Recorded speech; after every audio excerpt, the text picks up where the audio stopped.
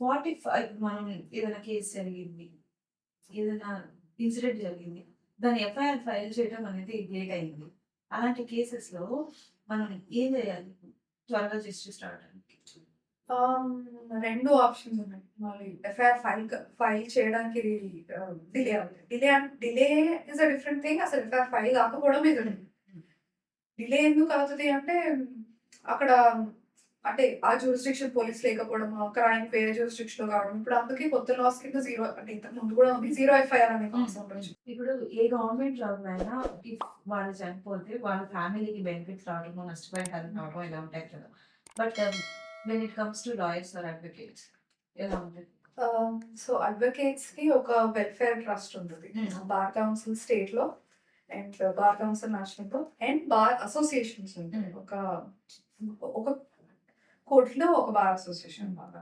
So advocates welfare fund అనేది ఉంటది. Advocates mutually cooperative society అనేది ఒకటి ఉంటుంది.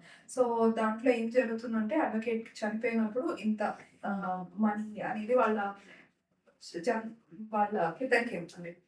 భార్య అయినా, పిల్లలైనా వాళ్ళకొస్తది. లేదు అంటే వాళ్ళకి ఏమన్నా మెడికల్ ఎయిడ్స్ కావాలంటే ఇన్సూరెన్స్ కూడా క్లెయిమ్ చేసుకోవచ్చు. అవి స్కీమ్స్ ఉన్నాయి మన దగ్గర. ఓకే.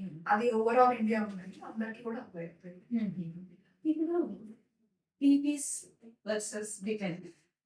పీవీపీస్ versus defence. ఓకే. వీళ్ళల్లో మీరు ఐ మీన్ ఆన్ జాబ్‌లో ఉన్నప్పుడు ఇంకా పోటాపోటీగా ఉంటది కదా సిట్యుయేషన్. చాలా ఆఫ్ జాబ్ చాలా ప్రశాంతంగా ఉంటది. బయటకొచ్చిన కొంచెం చాయ్ తాగుతాం మంచిగా. బికాస్ అల్టిమేట్‌లీ ఇప్పుడు డిఫెన్స్ అంటే ఎవరైనా రేపొద్దున మీరు ఆ పొజిషన్‌లోకి రావచ్చు. నేను ఈ పొజిషన్‌లోకి రావచ్చు. సో ఎక్స్‌చేంజ్ కావచ్చు. మీరు ఒకసారి గవర్నమెంట్ ఉండొచ్చు. నేను ఒకసారి ప్రైవేట్ ఉండొచ్చు. అది అందరికీ తెలుస్తదన్నమాట. సో కేస్ దాకా ఎంతైతే ఎగ్జిబిట్ చేస్తారో బయటికొస్తే అంతే కూల్‌గా ఉంటుంది. సో అట్లాంటి సినారియోస్ ఉన్నాయి. ఇట్స్ పర్సనాలిటీ ట్రైట్ అది. లేదు ఈయన నన్ను అన్నాడు కోర్ట్‌లో ఇట్లా చేశాడంటే అట్లా అన్నాడు. కానీ చాలా మటుకు అట్లా ఉంటుంది బయట. Because you are an advocate and మీ ఫ్రెండ్స్‌తో ఎప్పుడైనా మీరు డిఫెన్స్‌లో వాదించాల్సి వచ్చిందా? నా బెస్ట్ ఫ్రెండ్స్ అయితే ఇప్పటిదాకా రాలేదు. కానీ కొంత తెలిసిన వాళ్ళతో వచ్చింది కూడా. కానీ ఇక అక్కడ దాకానే కోర్ట్‌లో దాకానే. Remaining terms are good. Super. అయితే యానిమల్ క్రూయాలిటీ మీద కేసెస్ వేయాలనుకోండి. వాటికి ఎలాంటి యాక్ట్స్ ఉంటాయి?